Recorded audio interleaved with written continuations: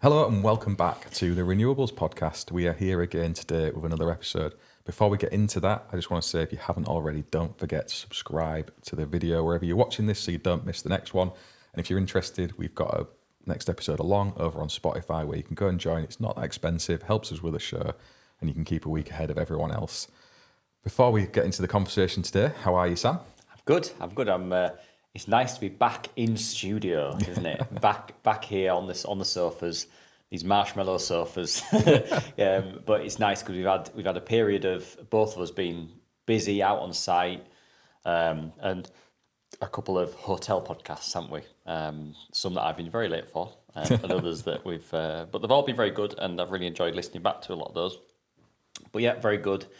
And very much looking forward to this because this is a topic that is close to my heart. But how are you doing at the minute? Yeah, I'm good. Same as yourself. Glad to be in person having a chat with you as much as it is nice to chat with you in bedrooms around the country. It's always better in person, I think. And that's just the nature of what we do, isn't it? I think I referenced this on my Instagram stories the other day that we're not content creators or marketeers or doing this for any other reason than we enjoy it. And it is very much shoehorning it in around the day jobs. We try and do it justice when we do that, but we can't always get together in person. So it's nice to be back on the sofas.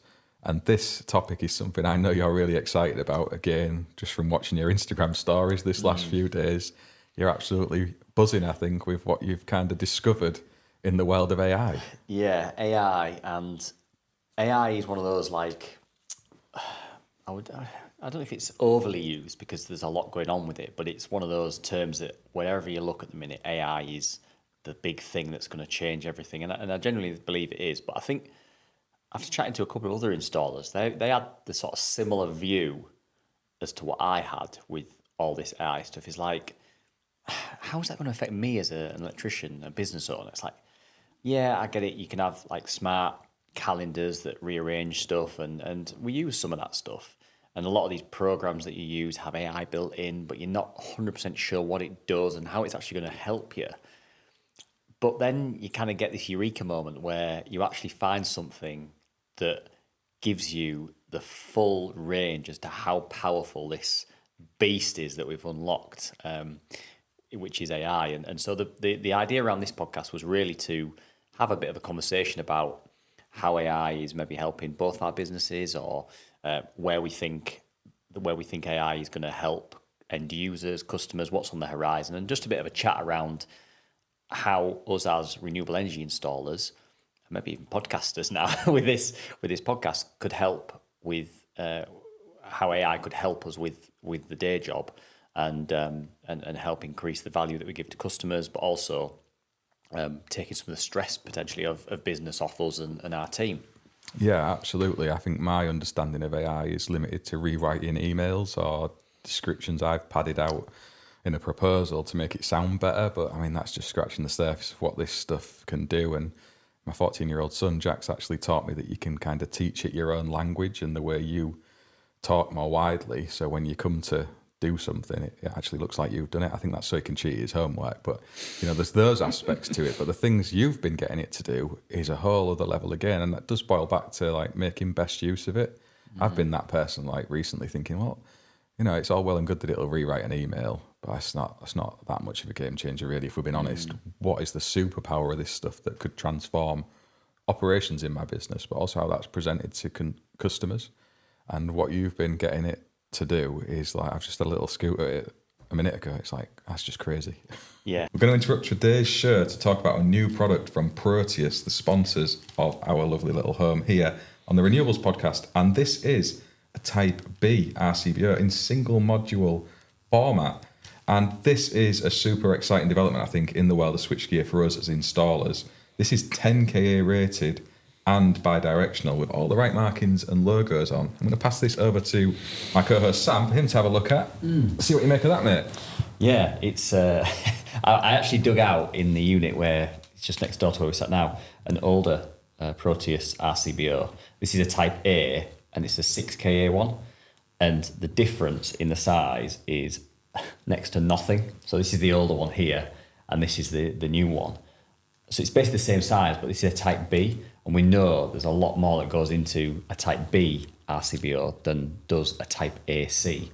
So it just shows the progression there that Proteus are on and trying to save us space in these DBs by literally having next to no height difference on the two products. I know. I mean, the Type B normally would be a couple of modules wide at least, probably more, and they've got it all into one single space is incredible. And I know from speaking with a contractor over on DMs who'd had his MCS assessment recently, was saying that the assessor had said he should have a Type B RCBO feeding into his battery storage system, which is outdoors, which is interesting. So I think we're going to see the growth in application of these things.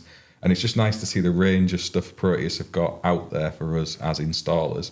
And there'll be a link in the description alongside wherever you're watching or listening to this to go off and check that out. Let's jump back to the chat. It is. So to let everyone know as to what this is kind of the first time I've properly tried to engage with AI, because the other bits that I've done over the years have been, ChatGPT, where like Jess, my wife, uses it. What's the best recipe for a cheesecake or something like all that sort of stuff. But this, within the business, what we've used it for is asking maybe a bit of a technical question to get a bit of a background on some of the technical aspects of a problem that we're having, or rewriting an email, or redrafting something to get all the grammar right and all that sort of stuff.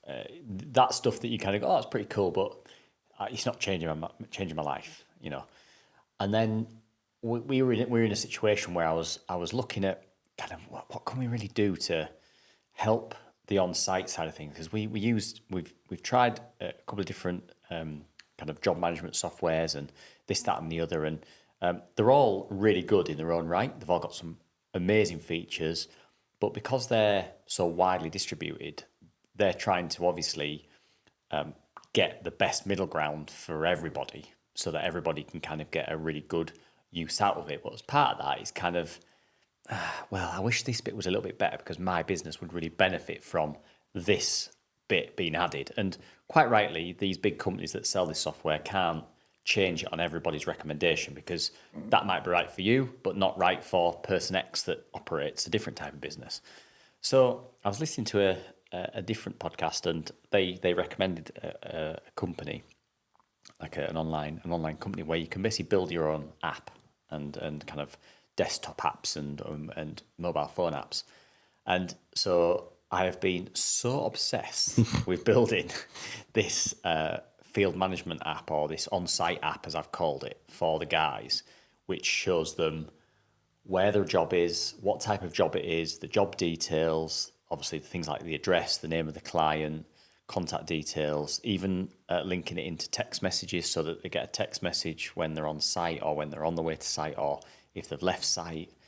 All this cool and wonderful stuff that you can get it to do. And some packages have, if you buy an off-the-shelf package with some of these job management softwares. But actually, what can AI do to build one that is purely for me, purely under my control, that where I can tweak it, I can alter it, so it is 100% based on what my business needs, rather than a package. And to be honest, probably for a fraction of the price as to what a different company would charge. And I am loving it. It got me to the point where I was like, I could go into app design. I can be an app designer now. That's it. And basically, the AI I've been using is made of, I think it's like 3 or 4 different AIs built into this program, and you just type in what you want. So I typed into that, I would like an on-site field management system where an employee can log onto the app using their own email address and own password, and see where their jobs are for today, this week, and this month. Identify what type of jobs they are. Have a link to a map so that they can get their job address. Link it to OneDrive, so any photos they take go directly to OneDrive from the app, and a load of other stuff, and loads of stuff that I've been adding since starting this. And it was basically like, yep, no problem, I'll create that. And I was kind of quite skeptical. I was kind of thinking, well, yeah, are you gonna? And it's created it. And it is incredible, because when you watch it work, it is talking to other AIs to test things, finds bugs, and then calls another AI in to check for the bugs, and then fixes the bug. And it can be working. I think the longest that I've had it working without any requirement from me to be involved is just over 2 hours. So my laptop's on in the corner, and you can just see text coming up on the left-hand side, the app refreshing and coming back on, and it just spitting out all this text as to what it's doing, and having these conversations between the different AIs. And I'm sat there thinking, if I was a web designer, or if I was like in app creation or anything like this is revolutionizing that industry, because if I can do that, where it's like when I'm watching it, it's spitting out code and all this other stuff. I have no idea what it's talking about, but I can just in plain English write what I want it to do. And sometimes I don't get 100%, but it'll get it to a point where I can then just go, oh, actually, that's still not working. Can you just recheck it? And I could literally talk for hours and hours about this, about how it's like blown my mind. But this has been that eureka moment that I've just mentioned there, because then I'm looking at, can we build our own calendar programs and all this other sort of stuff, and it opens your eyes to potentially having an expert team of people that know exactly how to code, exactly how to create things digitally, exactly how to integrate different softwares into whatever you're trying to create, all whilst it's working in the background, whilst you're answering emails or even out on site or whatever, and it's building that thing whilst you're doing what you need to do. And man, I'm almost excited to see where it's got to after this podcast, because it's humming away in the corner there. It's just incredible. The chat it's having with itself, he's not lying. I've just had a little look through to him, and it is like me and you having a conversation now. Yeah. I'm sure it's all in AI talk in the background, but it's actually presenting it, isn't it, in written English for what they're actually deciding between themselves. And, that kind of powerful app development, if you think back even 2 years ago, if you were to approach a developer and say, right, I want this field-based app, I want it to do this, and this and that, it's probably going to take us a few months, and there'll be all this to-ing and throwing. You might even have to go have a site meeting, or certainly a lot of calls over Zoom to even get it towards something that you think is a shell of what you want to use. You're probably thousands in, and hours of time, and in 48, 72 hours, you've fleshed out much of what you need, and you're putting the finishing touches on. It's absolutely crazy. And Mike from East Renewables, he showed me some AI where you can actually have it ingest a video or a piece of text and get it to like overview it to you in commentary style as a podcast. So it's like, it's American voices he was using, but he actually put one of my YouTube videos into it, and it was this American guy and American girl having a conversation about what we'd been doing and why we'd been doing it, and it was so on point and so accurate. You're like, that is just scary. It's scary. So I tried it with like bits of BS7671, thinking, well, let's go through chapter 4 or whatever and explain that to me in an interesting way. And rather than me and you sitting talking through the regs, getting probably too geeky and too boring, it's like so on point again. You're starting to get to that level of, if AI can do all of this stuff, the job losses that we might see is one aspect, and the time saving we're seeing is another, and it's how that equation plays out. The last 2 weeks we've had projects with guys who work in not app development, but software, and they're saying they've just gone through rounds of mass redundancies, both of them. So they're already seeing it in those areas, and they were relieved because they fell on the right side of that. But there's a lot of people now who've been probably doing what the AIs are doing in the corner of the room over there, not got jobs anymore. And there's that side and the damage that maybe it's going to do. But it's like, I don't fully appreciate where we're going to be in 2 years' time, but I think it's going to look really different. Not just around what you're doing with your CRM, but maybe in the way our industry bodies are working. There's a point I've made towards them that at the minute we're relying on them doing webinars, draft for public comment on reg development. Maybe it'll be a case that the harmonised documents get sent down to a room full of AI bots in the UK and it figures it out in 10 minutes as opposed to 10 months. That might be where we end up. It sounds crazy saying it now, but 2 years ago you wouldn't have thought there was a computer in the corner of this room building you a CRM package, and there it is doing it. Yeah, no, exactly. I think I kind of knew that it could do this sort of stuff, and the stuff that you mentioned there about interpretation of the regs and trying to give you that in a way that you can really digest and understand, and probably interrogate as well to say, well, what does that actually mean? And then it can pull that information out from different sources around. And you've always got to be a little bit careful and take it with a pinch of salt as to exactly, with something like the regs, I suppose, to really dive into little sections on your own as well. But certainly to give you that overview and give you that general understanding, and even just to interrogate different sources on the internet to give you maybe a more fleshed out view. Like I despise reading a load of regs and what have you. I absolutely despise it because I read a full paragraph and I don't really take it in. I read the words on the page and I go, I have no idea what that's just told me. It's written in the most boring way you could possibly imagine in it, let's be It honest. Always has been. Yeah, it is. And having something like that may help more of us understand more of the regulations and allow it to stick with us in a better way. But I've always known that AIs can kind of do this sort of thing. But like I said right at the start, I never really knew how I could actually leverage it. I felt like my brother mentioned this to me because he's a vet, and he was like, I don't know how I could use it, because I was obviously raving about this to him as well. Everyone in my life Everyone's is getting bored. He's bored about this app. But he was saying that, he's worried about leaving loads on the table for his job in terms of, is there some way that he can get better at his job by using AI? And they obviously go on about it in the NHS about how we can use AI to streamline things there and take away some of the, the boring admin and get doctors seeing more patients rather than spending hours a day writing up, patient notes and things and all this really cool stuff.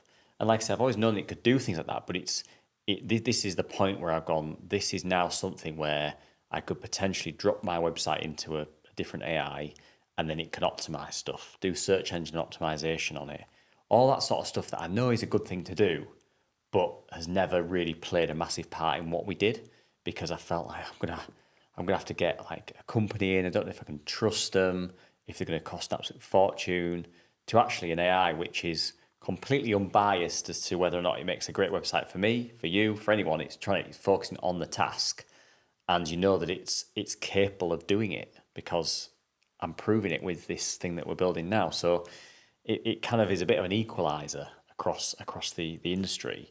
And I feel like it's one of the things that if you don't try and embrace some of this stuff, you end up getting left behind a little bit with it. And I feel like that's what was happening with myself until I kind of forced myself to look at this. But now it's opened the door. I'm like, right, what can we do to get it doing more stuff? So I'm quite excited about it. Yeah, I think it's like the geeky first interactions with AI where you ask it silly questions and try and get silly answers and just fooling around with it. I think that's kind of where I am, and I need to move past that and start making a better use of it, because there's a lot of upsides to it. And it's not just in kind of building what you're trying to do and day-to-day management of tasks and things. It can do parts of your customer service as well. There's lots of elements there, time-saving tools, and there's that trusting of it. I think we went through that journey with search engine results, where you'd go onto Google back in the early 2000s and you'd put a search request in and you'd know maybe 50% of the results you get back are going to be totally unrelated and absolute nonsense. But now if you go on Google search, you pretty much can count for the fact whatever you put in, you're going to get back the right kind of stuff to look at. And I think AI's in that first stage of what maybe Google search was in the early 2000s, where you're kind of anticipating that some of what it tells you might be a load of rubbish. And you're just kind of stepping forward now into that trust and reliability zone, if you like, where we're starting to ask it stuff. We can think, well, actually, it's giving us back the right information. It is analysing documents like BS 7671 and providing us with informed views rather than just picking whatever articles it can find wherever to give an answer, because it wants to answer, give us the information we're asking for. So as that trust builds and it becomes more reliable, it becomes the de facto way we're taking in information and resources. I think that's really important for us as electricians and installers to contribute to that. Otherwise, all the data going in, because AI is not inventing this information, it's harnessing it, it's harvesting it, whatever we want to call it, by putting articles out there, putting video content out there, feeding into that algorithm, whatever underpins AI. So when it is drawing those resources, we've got a voice into that. There's the other aspect there with the kind of the industry of things in our sector. When we take in our guidance documents, we take in the regs, they're all formed by these committees of maybe well-intended people, but it's all the same people. AI might value that to a certain degree, but it might value what Sam Featherstone at Over Renewals has got to say about optimizers in one of his blog posts. And some of that content might filter into it, especially if Dan at DMH Renewables has said something similar that it's seen, and OY Electrical said something similar. Ben Curry said something similar. I've said something similar. Use all of that information to think, well, actually, these guys are out doing that job. They've said this. We'll put that into our AI as well. So I think there's a push for us to be more outspoken online, so that's seen. Because it won't just be other installers asking it could be consumers. You've said about Jess asking how you make a cheesecake. It could be a consumer saying, I'm looking for an installation company to fit me X, Y, and Z. Who would you recommend within a 30-mile radius of where I live? And AI will give an answer on that. You want to be in that mix. Yeah, I think you're 100% right, and the way that I see it, kind of bringing it back into renewables is like what it can do for the different people involved. So as a company, you obviously build things like this, like what's been built as we speak, and but also what it can do to answer easy emails quickly to a customer, so the customer gets an end result, and also a member of staff hasn't had to reply to that email because it's a common question that comes in, and it's learned that that's a common answer that goes back. But also things like we know the renewables industry is getting more complicated in terms of the dreaded payback calculation, or the way that these systems have to work to try and optimize the maximum value for it for end users and things. But within our businesses, before we get to the customer side of it, it's like as we're trying to analyze as a human how a system is going to perform based on an annual usage or even half-hourly data, which, I mean, you've probably had a look at some half-hourly data before, and you're having to like create a chart within Excel to try and decode all these half-an-hour information for the past 6 months, trying to be able to drop that into an AI and go, right, basically create me a table based on this information, which it does in seconds. That is such a time saving. The amount of evenings I've spent trying to create a graph to show me just the information that I need out of it is incredible. So that speeding up that process is really good. But actually then once you've got that information going, right, this customer is expecting to get an export of 15 pence per kilowatt hour for their energy. They've got an air source heat pump, which they're planning to get.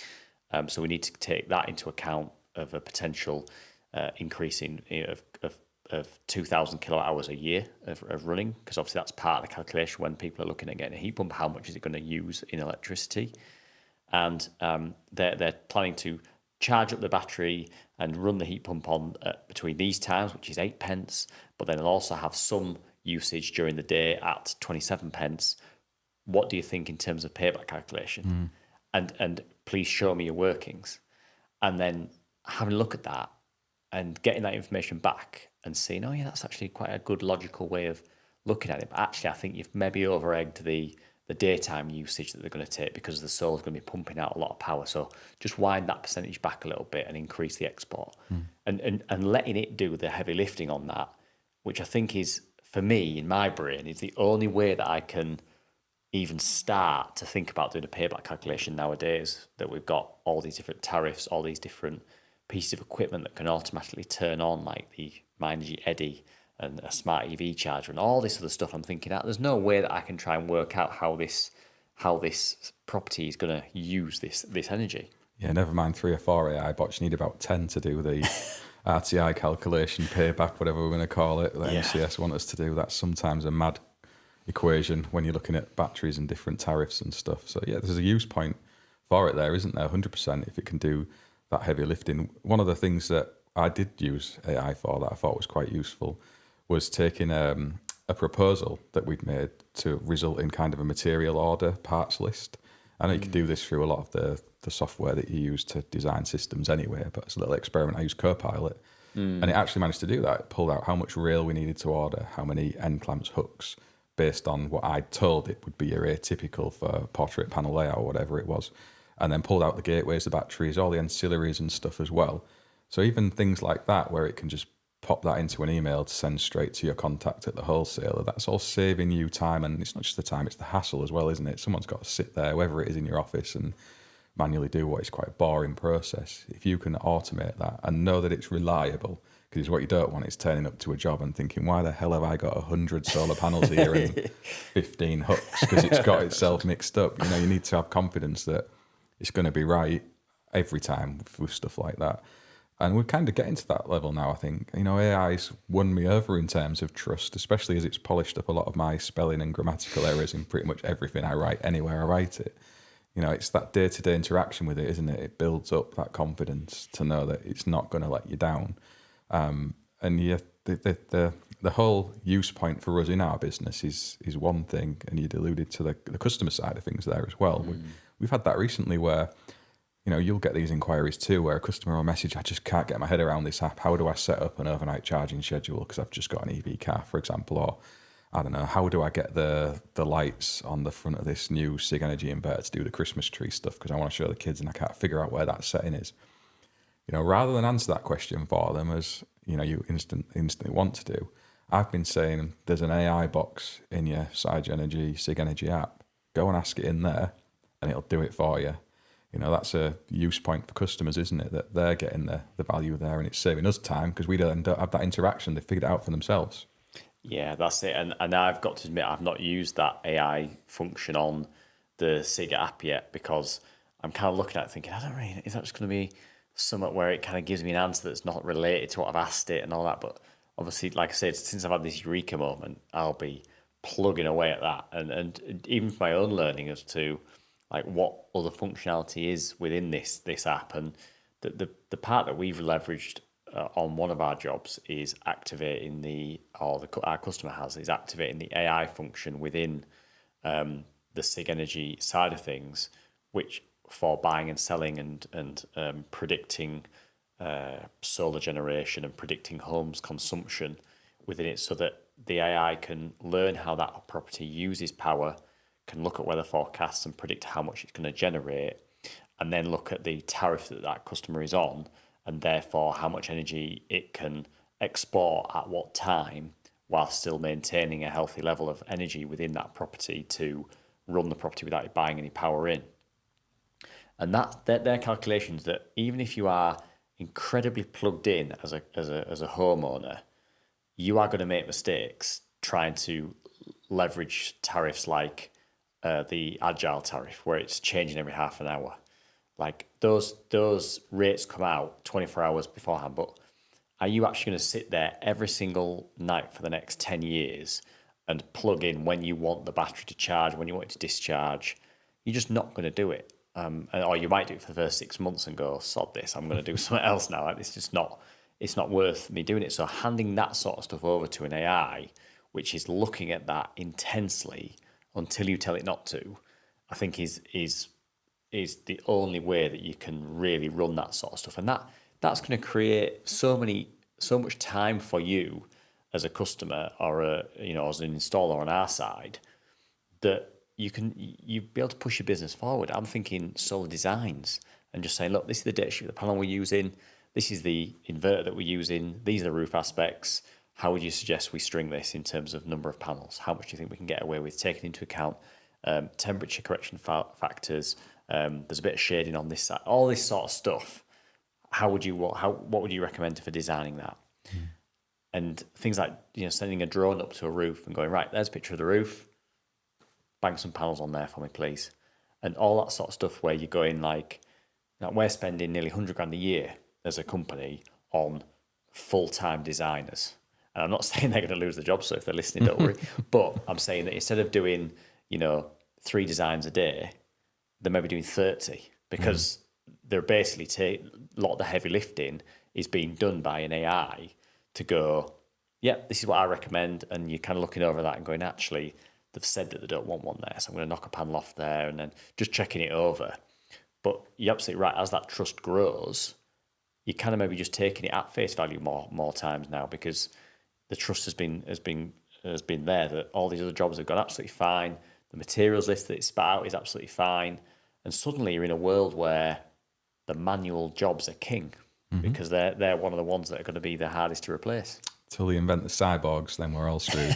The design side of it is an interesting one. I don't know what process your designers use, but typically when I'm looking at a project, it'll be kind of a remote assessment first, which usually involves Street View or satellite images from Google, and then one of the various software packages you can use to make an analysis of the roof. But I'm imagining now if you ask AI, you put the address in, it can glean all that information, maybe even from pictures on social media or whatever that might feature that house somewhere, or other images that exist in places that we don't know even are online, where they can maybe get a more accurate assessment of that roof and give you a better idea of what might fit. Or, you could say to it, the customer's got XYZ budget. What is the best approach here in terms of their energy use with the battery storage and roof space available? And it'll de facto lay something out really, really quickly where it might have taken you 2 or 3 hours as a minimum to come to the same conclusion. And it's not that that person would then lose their job. It's more that they'd be more focused, if you like, on productivity with that particular customer and been more accurate in setting out what's needed for them. So there's it's time saving more than replacement, I think, at that level, because designers are still going to be needed. There's still that human element and interaction with that. But yeah, it's the accuracy as well, isn't it? Because when we're looking at Google Maps and satellite imagery, certainly with other people's proposals I've seen, and you think, how the hell have they fit that many panels on there? AI don't make mistakes like that, does it? It's all to a set algorithm, and it's going to smooth all those kinks out. It probably already exists. Someone's probably innovated that app already in their little whatever app builder it is you're using over there to do solar design, where it can set that out. It's time saving and accuracy. I think they're the key elements where it will explode.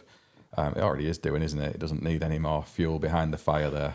No, it doesn't, and I think the productivity point there that you made is exactly right. I think it's about getting through more work more accurately and delivering more value to your customers, but also allowing your business to do better. Because we all know it's a difficult environment out there, no matter what industry you're in. The UK is a difficult place to have a business at the minute with things happening out there in the world, and it's not easy. And so these little wins where you can build an app for, I think, I'm up between 100 and 150 pounds, and I'm about 85 to 90% of the way there as to what I set out to achieve. And like you mentioned right at the start, I mean, that would have probably cost me a couple of grand back in, when someone else has been doing it, and potentially not even for a better result. And I think we've got a massive productivity issue in the UK, and I think if we can leverage some of these pieces of equipment and go, right, I'm now going to have the same amount of people in my team, because I've got a really good close-knit team, but they're going to basically triple the amount of work they can get through per week.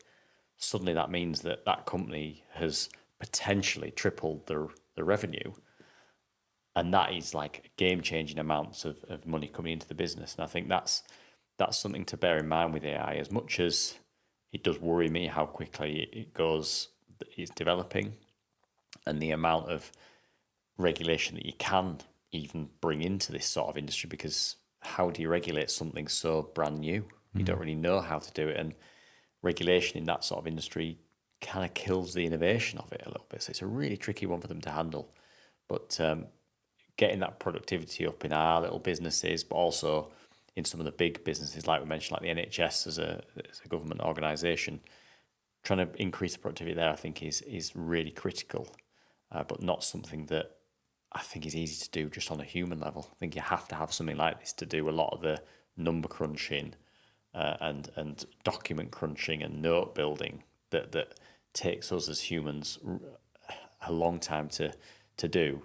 But the hands-on surgery, well, I say surgery, that even the robots, the machines doing that, but certainly in our industry, rewiring a house, we're a bit off a robot coming in to rewire a house at the minute. We may use things to help us order the cable, set out where the sockets are going to go and all of that, but the hands-on physical work, we're further away from having AI doing that, I think, from what I can see. But certainly a lot of the computer-based and design-based stuff, I think we're pretty much there now with AI being able to take on a lot of that heavy lifting. Yeah, it's already happening, isn't it, for sure? And, it's not just going to impact in our little businesses. It already isn't. It's going to be way bigger than that. I'm thinking of like the trade shows we go to, Installer Show as an example, when you're looking at all their exhibitors, if you get time to look before you attend and kind of plan what you want to see, what are the key points you might want to take away from that show. I mean, I didn't do that before I went. I just went and scattergunned it walking around because I didn't have time to do that research. But if I can ask an AI, based on Installer Show 2025, what are the key things I do not want to miss based on the things you know about me? And it would be able to produce that. I know it would. And then you kind of pointed in the right area to begin with, aren't you? You kind of get in that direction that makes you more productive and to get best value from your time. And these big brands and bodies of industry need to be aware of that looming on the horizon, because if they're not, they'll get left behind and other innovators will replace them. We see that with products coming to market or industry bodies that maybe don't do what they should as quickly as they should do. I think AI is just going to emphasize and speed that up faster than we've ever seen, probably in our working lives of what's coming over the next couple of years. So yeah, there's that aspect. I'm going to try it actually with solar and storage, because that's next week. I'm going to ask it based on, to interact a little bit. I use Copilot because I've got the Microsoft 365 package. I know people like ChatGPT. It's probably a basic version of what AI is these days, but I'm going to ask it and see what it says. And I'll go and follow its directions through the show next week. No, that'd be really interesting to hear how you get on with that, because it's worming its way into every part of our lives, I think, and some people are scared of that, and I would say I'm a little bit worried about that, but I don't think it's something that can be stopped really at the minute. And I suppose the one bit that we haven't really touched on in terms of our business cases for this is like technical support as well. And we kind of mentioned that about the SIG Energy app, but speaking to an AI bot, which isn't always the nicest thing to do when you're stuck on site at 5:30, and you're hoping someone is still there in technical because you're having a bit of an issue with something. But whether or not the companies can then start to offer 24-hour technical support or out of hours technical support, where their staff go at 5, but there's technical support up till 7 because the AI takes over. Things like that might be helpful, because a lot of the time it is your own stupid fault, something you've not done. And so having an AI where you can send it photos, a little video of how you've installed it and all that sort of stuff, and they kind of go, yeah, well, you've put those cores in the wrong terminal. At least you haven't got that embarrassment with another human sat there. You kind of go, oh, thank you very much, AI, for letting me know that. But stuff like that, I think we can then also get a benefit from if these companies bring that to the floor. I think we could really make use of that. But I suppose it's a decision for them to make as to whether or not they want to put their technical support reputation on an AI being able to offer that. But you think that would make good sense in terms of easing the strain on some of these big technical support lines. It's probably a confidence thing again, isn't it, to trust the AI to do that? But you can see the benefit straight away. I mean, at the minute, if we have a problem with a commission, technical support engineers dialing in over the internet to see what's going on and do whatever. You've got your little AI bots in there troubleshooting your app. I'm sure they could troubleshoot an inverter install and come to a conclusion and help the installer out on site to remedy that. I don't see why that couldn't be a thing. And same thing around in our own businesses with customer support to our consumers. A lot of the time it might be that the customers maybe lost their MCS certificate or they've lost their electrical certificate. There may be a way for them to use the app you're creating to come in on the customer side with a login and say to the AI, actually, can I have a copy of my MCS certificate, or can I have another copy of the instruction manual for my inverter? I've lost the handover pack and email. And rather than you need to be involved then as the business, it's all taken care of in the background. It's a better experience for the customer and it's less hassle and aggravation to you as a business owner or staff within. So yeah, the upsides are huge as long as that accuracy is there. And I think it is there, isn't it? I think we're quite distrusting of all this stuff as it comes around, because that's just human nature, isn't it? We expect it to do it wrong and cause us a problem. But, the more things it's getting right, the more often eventually that worry goes away and we just use it as default as the way to get anything done. Yeah. Well, I'll ask you this question, then I'll reply to it after you've given your answer. So, are you scared about the whole AI side of things? I still wouldn't trust it with running my business in the background. No, I wouldn't say I was scared of it, but still not fully trusting of it. What about you? So I'm kind of a little bit worried as to we get towards this we're kind of at a part where AI has kind of started to take over the most intelligent people that we've got now, and it's still increasing its learning. So I think I was listening to another podcast about it. It's like 16,000 IQ that it will be there. It'll be at about that 16,000. It's nearly as clever as Jamie, isn't it? We need to get worried. Nearly, it's just a few thousand off, but it'll be there within the next year or so. And suddenly, when us as humans are sat next to something super intelligent like that, we are so insignificant to that thing. It's like us being sat next to a fly on the sofa, and expecting there to be equality between the two. And we've lived in this world of like being the ones that run everything, and suddenly we're unleashing this thing that will have this mad IQ that will either decide to take pity on us or not. And you're in this race of like, there's loads of benefits of it. But equally, I'm like, well, what happens when it gets bored of making me an app? It decides that I'm not worth the time, and that I keep asking it the same stupid question, and it's a stupid idea anyway. And I'm thinking, well, what happens when that happens? And I think it will be when my two little girls are, in their teens and going into their 20s. I'm like, how is this world going to look with this AI side of things? And you alluded to it with one of your kids about the kind of was it Jack doing cheating on his homework. The homework. It's like people in teaching, and obviously the training centre you're opening, Mark, and that it's kind of like, how do we know people are doing their own work and their own? It's a really difficult place to be, and I think we're in this like decade of unease as to whether or not it's going to be really good or really really bad. So I am a little bit scared of it, I think. I think that's the side of it I'm going on to. But I misunderstood your question there. I was focusing in like a smaller scale of my own little business more widely. Yeah, it's terrifying. It's like the thing that it can have within its power when you actually look at it, controlling that. And I know they say, well, we'll be able to contain it, we'll be able to control it. Someone will have that power cord in their hand. But when something's like so vast and into the Internet of Things and in every electrical system and electronics bit of stuff somewhere, you can't just turn that off, can you? And the worry is it going to start making all these F-35 planes take off and blowing us all to smithereens and going off to explore space in Elon's rockets because it doesn't need us? And who knows? That terrifying possibility might come down the horizon.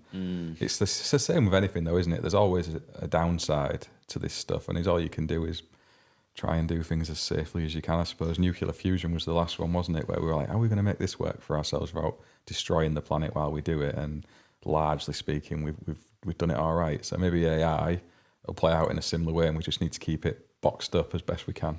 Yeah, I think it's a really interesting thing when you listen to people talk about AIs and if they can be contained. And I think the reality is that what struck me with that with doing that app is that it's not like talking to a computer program that has preset responses. When I was thinking of doing that app, I was thinking, well, I'll ask it a question, it'll go, unfortunately that's not available on this, on this program. But actually, it was talking to me like a technical support person would talk to me. And so I'm thinking, well, and you hear about this as to when these AIs go live, and they're out there doing financial transactions and trading on the stock exchange or whatever. And you're thinking, well, and they're looking at it going, well, actually, I'm a person. I'm not a person, but I'm a living thing. I'm going to preserve my own existence, and looking at different ways that it can survive. And it's like sci-fi stuff, and a massive segue on the renewables podcast, what we normally talk about. But it feeds into what we're all starting to interact with, and I'm looking at it thinking, it's going to look at self-preservation as any living thing would.